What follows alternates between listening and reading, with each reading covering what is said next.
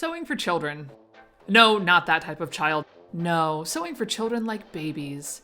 They're sweet, they're innocent, and you can put them in whatever you want because they have no say whatsoever. So in today's episode of Vintage versus Repro, we have got Simplicity, $23.92, going up against Simplicity, $40.53. Yes, I know the envelope is torched. It's fine. Now I do feel a little bad because this one definitely has the note of designed by Terry.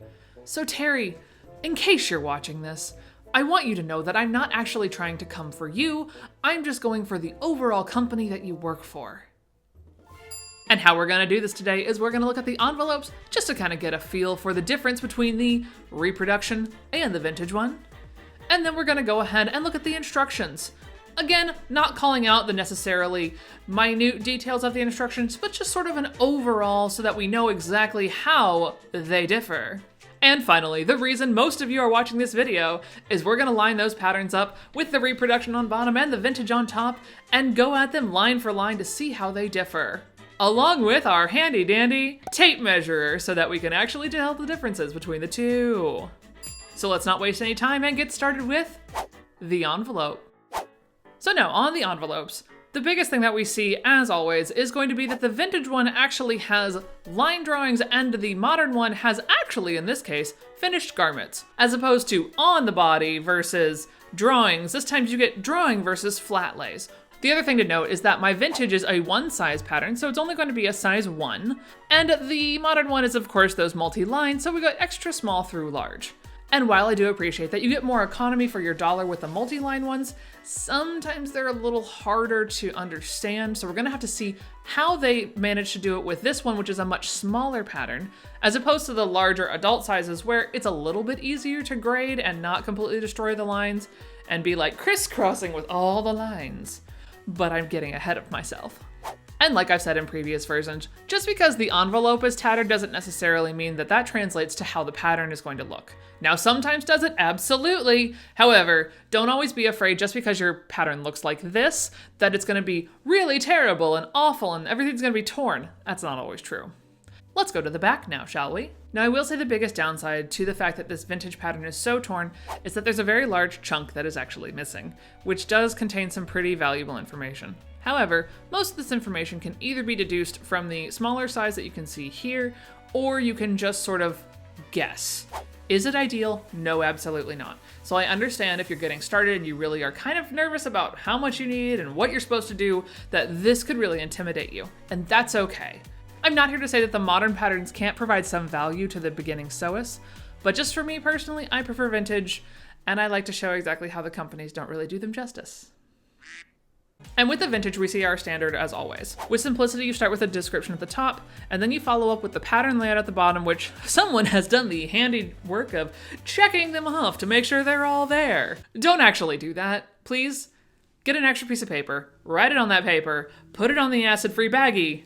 That way you know, and you can actually tape it on there so that future people can know too. Please don't mark it on the actual pattern, please. And then you can see here is all of our denotations of how much fabric we need for each style and what body sizes they are down at the bottom. Now this is also where we're gonna find out that our size 1 is a chest 20, which unfortunately for the modern patterns, they stopped going by chest measurements and adjusted to how much the baby weighs, which I understand why. That's perfectly fine. However, it's gonna make it a little bit more difficult, and I'm probably gonna have to look at the instructions to figure out which line I'm supposed to be lining up. But I'm gonna double check that, because if you line it up with what the vintage says is a 1 and the modern says is a 1, I could already be setting myself up to fail on this endeavor. And I don't want to do that. I want to make sure we're giving you guys as much correct information as possible. And then for the modern, we see sort of the same thing as we've seen on all the other simplicities. You're going to start off with a very vague description, and then you have the size measurements, which are going by size and weight for each infant. Then you have the yardage for each one, and followed up by the finished garment measurements. And then on the right-hand side, you're gonna see everything repeated, but in French. And now moving on to the instructions. Starting out with the vintage instructions. What you're gonna see is, well, a lot of information, really tightly packed. So if you're one of those people that needs a little bit of space, this is definitely not really going to help you because it's a lot of information jam-packed onto one piece of paper. And I do understand that that can be a skosh confusing when it comes to actually being able to understand and easily flow through the instructions. But I do promise that if you start using vintage patterns, it will get easier the more and more you do it. Starting in the upper left-hand corner, you see a pattern layout, followed by how to adjust your pattern, preparing the fabric, and then you have the same line drawing that you saw on the very front of the cover. Coming down, you then see the layout and pattern cut, and it basically is just telling you what the seam allowance is, which in this case is a 5/8 inch seam allowance, and it tells you how to use the notches. Then they also include cutting notes, so that way you can have a little bit more clear of a direction as you're making this pattern. And now we're getting into more of the standard notations. Here we start with the cutting layout of view 1, then we jump down to view number 2 and view number 3. And it also tells you here in the bottom corner about the 2 and 3 interfacing for using for the bonnet. And then choices were made. We decide here right next to the cutting layout to finish up the instructions for view 3 and the bonnet for view 3. So remember friends, just because it's a vintage pattern doesn't mean they too didn't also make questionable life decisions. And then at the bottom we go back to just general how to mark the fabric. I am sure they were desperately trying to cram this all onto one page because that whole, like, having dress view 3 on the front cover is not your best choice. If you're gonna have instructions on the front page, maybe we should start with, I don't know, instruction number 1 for view number 1? Simplicity from 1950, so there's no way you can do anything about it now? Anyway, the back. Or we could have put the general instructions, which is the very first thing I see on the back there. And then we come into some stamping and embroidery instructions, and then, hey, look, finally we get to dress view number 1, which is, you know, sort of what you should have, it's fine. And then it's gonna go ahead and take you through all the information for view 1 and the finishing, your little detachable collar, and then whatever changes need to be made for dress view 2, bonnet view 2, which is a hefty amount of instructions. And then it says here, for remaining instructions, see reverse side of sheet, also known as the front. We already looked at that side. Bah. And the nice thing, folks, if you ever are questioning about when patterns come out, especially from Simplicity in like the 50s to 60s range, sometimes, not on every pattern, but you will see right here, copyright 1952. So if you're ever wondering exactly when this was originally copyrighted, sometimes you can find it somewhere on the instruction page. Now, for the modern ones, people who don't care about conserving paper at all. Great, we're on the very front of page 1, and I already have a distinct and questionable question.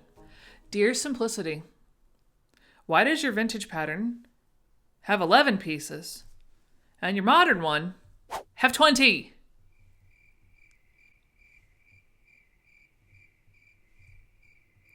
Okay, that's a choice. In the vintage one, there seems to be a dress back and dress front, and yet in the modern one, there are 4 of them instead of 2. So in the vintage, there's 1 of each, and in the modern, there are 2 of each. Okay. Anyway, let's go back to comparing them. So here we have the line drawings of the finished garments, which are lovely and fine. And then we have a breakdown of how many pieces there are. 20. Sure. And then we have general instructions, giving you just the overalls for this pattern and what you're looking for. They do have a very small call out where it says special cutting notes, so that's the same as we saw on the vintage one, at least as far as the block, not necessarily the information inside of it. And then we have the world's largest white space, I mean cutting layout, on the bottom half of the front page. Maybe not going so far as the vintage one, but we could find a happy medium here, Simplicity, where we put an appropriate amount of information instead of just giant white swaths of information. Yeah, it's fine. And also I would like to thank one of the viewers of the last video who said that they actually could include the other language in those moments where there's like huge white spaces. You could put the English and then the secondary language. And I say, 2 thumbs up, correct, they absolutely could do that. Simplicity, are you listening? So thank you very much for that suggestion, and you are correct. That would be an excellent use of the white space on this page. And flipping over onto side 2, what we were starting out with is sort of a general instructions and kind of telling you how to do the embroidery knots that they're gonna ask you to do later if you so choose onto this pattern. And then it's just taking you through. But the thing that I don't necessarily like is that there's dress A, and then you see for view B, for view C, which, if you're gonna already include 2 giant pages of instructions, why didn't you just do dress A, dress B, dress C? I guess then it gives you a more clean linear look, but for me and the way my brain works, if I'm doing view A, I want all the steps there. And then if I'm gonna do view B, I want all the steps repeated, but only for view B.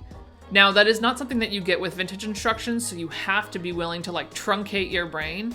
But for me, I think I would be more confused with this version, because then if I'm going to the next step and it's like, oh, that's not for my dress, oh, that's not for my dress, I'm eventually gonna go to the point where I'm going to skip an important step that's actually for my version, because I'm so used to skipping over things that I don't need. Maybe that's just me.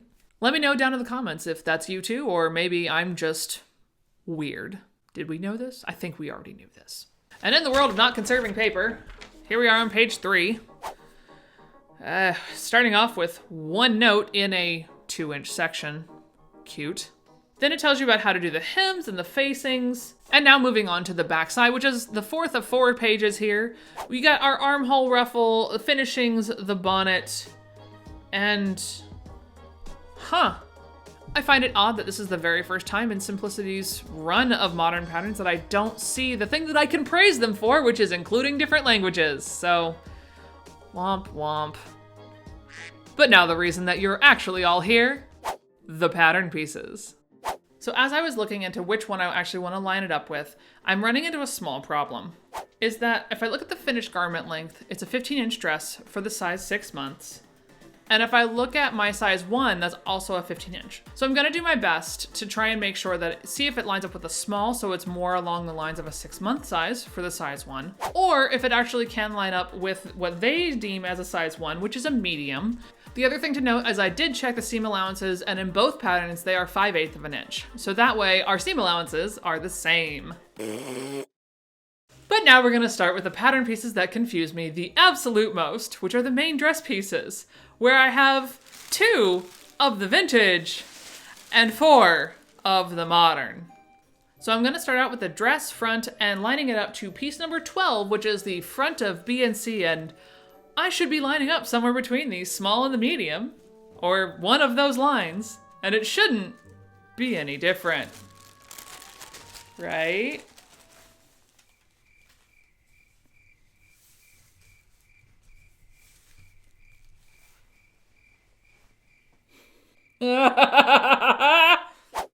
What? So, let's chat. So the first thing to note in my vintage one is that there is a little extra notch right here at the top that was trimmed away. This is not a malfunction of modern simplicity. This is sometimes what happens when you get a vintage pattern. This not being there, not their fault. This is their fault. This is a pattern for an infant. Why did we need to mess with it? So let's say I line it up with a small. How is the finished garment length supposed to be the same in these 2 patterns? That lines up to a large, not the small. Oh, we didn't change the ruler in this time frame. Okay, so what they've done is it looks like the reason there are 2 sets of tissues is because one is for the shorter version, which in the vintage is view 2, and the other tissue, hopefully, will be for the longer version, which is view 1. However, this curvature in the vintage is so much wider and longer to give it that more full drapey effect. They have truncated it. This is assuming it's the small. I don't feel comfortable lining up a vintage one to a modern one because they shouldn't line up. The difference in the apexes is 2.5 inches. So in the vintage, you're gonna get much more of that billowy drape, and in the modern one, it's gonna truncate a good 2.5 inches of gathering out of it. So the pocket is 2 inches over to the right because they're accommodating for the fact that they put in fewer gathers. Editing Stephanie here to clarify. Modern piece 12 is for the front of B and C, which equates to vintage versions 2 and 3. So if you want vintage version 2, shorten the small by 3/8 of an inch. If you would like version 3, lengthen down to the large and then add an extra inch below that. And then, holy mercy, why? So they give you a softer point in the vintage because there's more gathers, so the curve of the gathers can be slightly less. They also give you more in the front as well. And for this one, you get a whole whopping, let's see, 2 inches, two inches. You get an extra 2 inches to your front. It's a baby pattern. Why did you have to with a baby pattern? No shade whatsoever is being thrown. All right, let's do the back. Okay, so that's really different too. So what it looks like they did on the modern one is it actually looks like they opened up where the neck hole is a little. And unfortunately in doing that, it sort of messed with the entire line of, well, everything. And as you can see here, the person that had this before me did slightly cut away just a little too far into the margin, but it's not terrible. However, you can see here, they did leave a little bit of this weird flat line. So that actually is from the original. So the modern has then made it a point at the back as opposed to this extra little flat piece. It's really negligible whether it's flat or a point. It just means you save yourself that tiny scrap of fabric. But needless to say, 4.5 inches. They made this pattern 4.5 inches less on the back. So Candy just wanted to come say hi to everyone. She feels a little left out since Mommy's not making things because she is le cutest and demands attention. So she wanted to come say hello. And now she's gonna say bye. Bye! Well, we have to do the cursory look at the other ones, even though I don't think they're gonna be any better. Well, on this version, you are still 4.5 inches too shallow. So in total, that is 9 inches different, right? No. Because you fold that on the front, That is 18 inches less of gathering that you are seeing in both the back and the front. So if you're wondering why your modern baby clothes don't look like the vintage baby clothes and how cute the vintage ones are, that's why.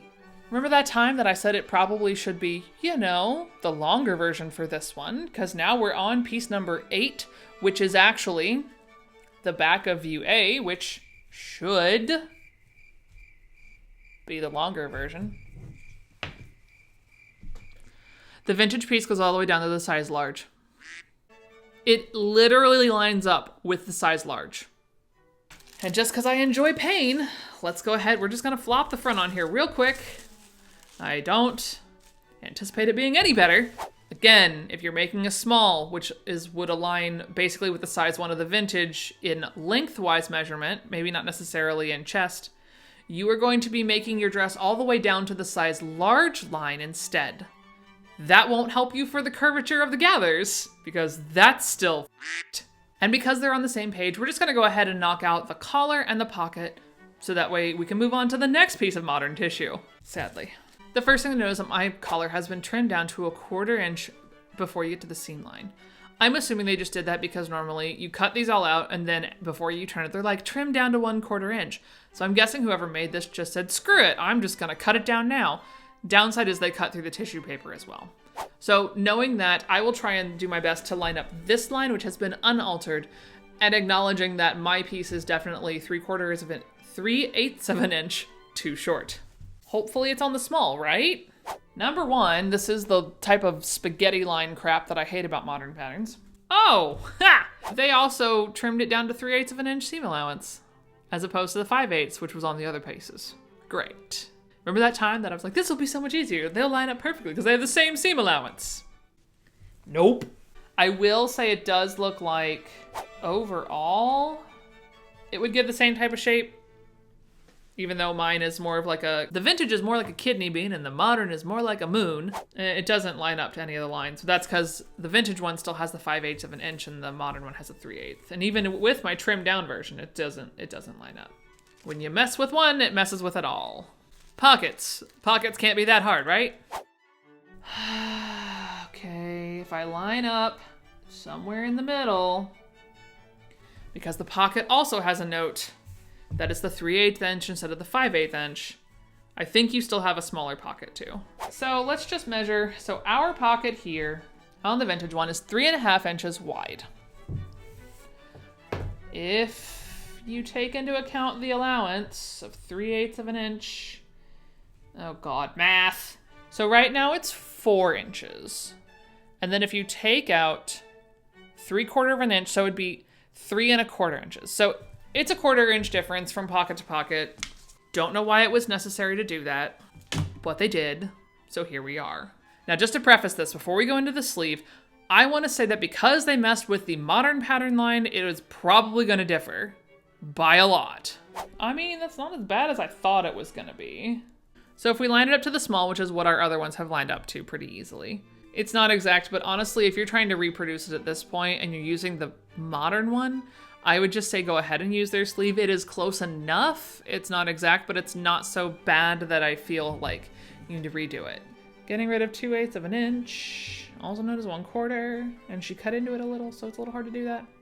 It does look like my vintage one has a little bit more ease in the arm because it actually comes out past the large line by like 1/4 inch. Who's ready for some more yolks? Yes, my jokes are always this bad. So we'll go ahead and we will start with the yoke front. I do want to start by saying that it looks like they cut into my vintage piece by 3/8 of an inch again, which means that it's not going to line up exactly. However, we can look at the seam lines and we can check the seam allowances. Nope, 3/8 of an inch. Oh good, they gave us a little dot so we can properly judge them. Small isn't terrible. And they mess with the curvature of the scallop. Cute. So what I'm trying to do is I'm trying to account for the fact that the seam allowance is a 3/8 inch all the way around on all sides here. But you still need to line up the center front, which is the most important part. So the scallops on the vintage one, it's pretty close. It's not perfect. It's like an 1/16 of an inch off. So the scallops on the modern one actually are slightly less curved than the scallops on the vintage. So if I go from the seam line here, you can see that it's about a 3/8 inch of a difference. All right, then we're gonna go into the back yoke, knowing that it'll be probably just as screwed up as all the rest. They just messed with the curvature so much back here that it's really hard to get an accurate line for line comparison on this one. Like it sort of lines up along this far side. It actually really lines up here. So it tells me that your yoke is probably gonna be slightly larger on the modern one as opposed to the vintage one. It's not gonna be huge. It's gonna be about probably 1/4 inch difference, but there is a slight difference. I am wondering though, this feels like one that they probably got in a donation because most of these are vaguely the correct line. I emphasize vaguely. Armhole ruffle, come here. So again, if we line it up with the small, I think they just enjoyed truncating everything down so that you use less amounts of fabric for this garment as opposed to the vintage one where they were all about the floof, because that is a huge difference. The vintage dwarfs the modern one. I can barely even get it in shot. Like, let's see if you can fully see it. Like, that's the difference here, kids. There is a huge difference. And again, they just like to make my life really hard by using a 3/8 inch seam allowance for this. But you can see here actually where like the points would line up. So I'm guessing it's that same 1/4 inch like rolled hem that I had to do on my daughter's dress.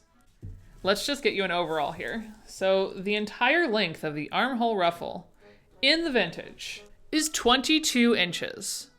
The length of number 19 for the small, which is what everything else is lined up to, is 15 inches. 7 inches different. So let's say I'm wrong and it's actually supposed to line up with the medium. It's still 15.5 inches. It's only a 1/2 inch difference. So either it's 7 inches less or 6.5 inches less. Take your pick. Either way, I see that as wrong. So let's look at the width of the daggone thing. Line to line, it is a 1 inch difference. So it would be a 3/4 inch difference worth of ruffle. So basically just redraft yourself a ruffle because this one in the modern one is wrong. The bonnet.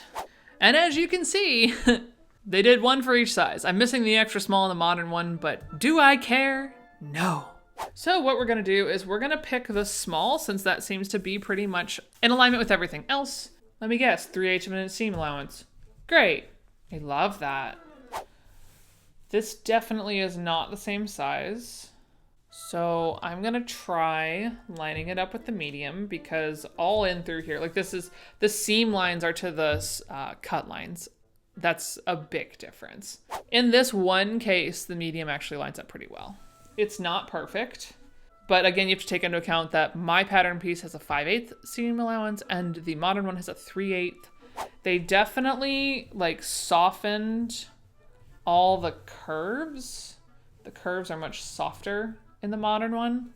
But this is the first time I can say that the modern one actually pretty much lines up with the medium, even though no other medium has lined up so far. The vintage darts are a little bit longer on the medium one. If you take into account the seam allowance, you're still looking at a 1/4 inch difference of the dart finishing point.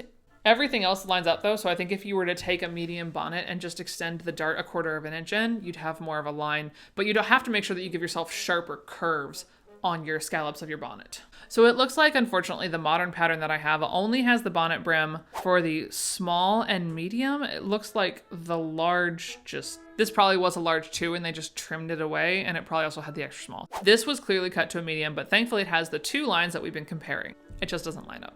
It looks like they truncated this to more look like a bitten off cookie as opposed to the bonnet brim. So mine actually has a much wider seam around. And even if you take into account the 3/4 inch seam allowance versus the 5/8 inch seam allowance, it doesn't line up because the curvatures are different, because the curvatures on the front, the other section were different. So they had to then adjust how this one was different as well. And now we come to my favorite portion, the last piece of vintage. Huzzah! So for the last piece, we're going to take a heavy hand here because this thing is the final piece for the vintage. This is the last piece for the modern. I'm noticing a slight difference here. You could take all 4 of these pieces and turn it into this piece.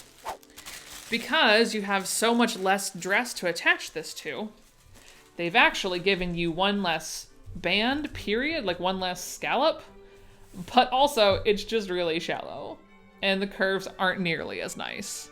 By the time we get to our final scallop on the center fold, you are 3/4 of an inch away from your actual original termination point of the final scallop of the modern one. So basically every one of these dots you're going to need to nudge it out 1/8 of an inch, and 1/8 of an inch, and 1/8 of an inch. So one of the biggest failings of modern patterns for me is this is their guide for the embroidery. It's tiny and you can't actually transfer it. Now I understand with vintage ones, sometimes they're so old that it's harder to transfer, but notice the difference. So all you have to do is do an iron-on transfer for this one, as opposed to this one where you have to do the pencil tracing or, you know, chalk holes and stamping, and it's fine. But I just enjoy how with this version you can just straight iron it on and move on with your life. So Stephanie, you're done, right? Let's see. A 1, a 2, a 3, a 4, 5, 6. It means I'm probably missing pieces because that doesn't make the difference between 11 and 20. We're going to take a gander into the instructions and see if they're actually necessary and were just noted in the instructions of the vintage one, or if simplicity has pulled them from their hat. And yes, I wanted to say something other than hat, but I felt like being good. In that notorious cutting notes section that we talked about earlier, you have the continuous lap, which is a straight strip of 1.5 inch fabric wide and twice the measurements of the dress back opening. So they are actually anticipating you to do that on your own. So the modern one gave it to you. So let's just go with the 1.5 inches since we have an actual measurement. Oh, hey, look, they can make a 1.5 inch rectangle. So that accounts for one of them. Then we have dress view 1 bias facing. Bias facing is supposed to be 1 3/8 inch wide of a remnant. And let's see, so they went to 1 1/8. So they actually made it 1/4 inch shorter. So I guess they can't actually make a rectangle. Next is the bonnet tie end. Cut 2 straight strips of fabric, 2 inches wide and 18 inches long. Nope, we couldn't manage that. We've got it at 1 and almost 3/4 and 11 1/4 inches long. Good. We can't even get the length right. Next, let's check the armhole facing for view C. Okay, so in the vintage version, they're actually doing it with the bias tape that you made earlier, which I guess you could say is this piece right here, because they do say to cut it on the bias. So this could be your bias strip for that. And what they tell you to do, oh, they just say prepare some bias. They don't say necessarily what width it is. So we can't double check it, but this piece number 20 would line up with your armhole facing bias binding that you see in the vintage. The elastic guide, you don't see that in this pattern. For the modern version, they're telling you to use elastic in the casing right here at the end of the arm, whereas in the vintage one, they just say to use bias binding. So if you want the vintage look, you should nix the elastic and just use a bias binding to hold it, giving yourself 1 inch of ease around the bicep of the tiny human. So that piece is accounted for. What the f is this shit? Him facing for what? Him facing for what? For C? Okay. So they give you... I don't think the vintage one does that scallop at all. No, they do. Version 3. So upon further investigation, I've realized that maybe looking at the line drawings of a vintage pattern isn't always the best way to deal with working a vintage pattern into a modern replication. Because what they have done, as you can see here on view C for them, there's this lovely little him facing with a scallop.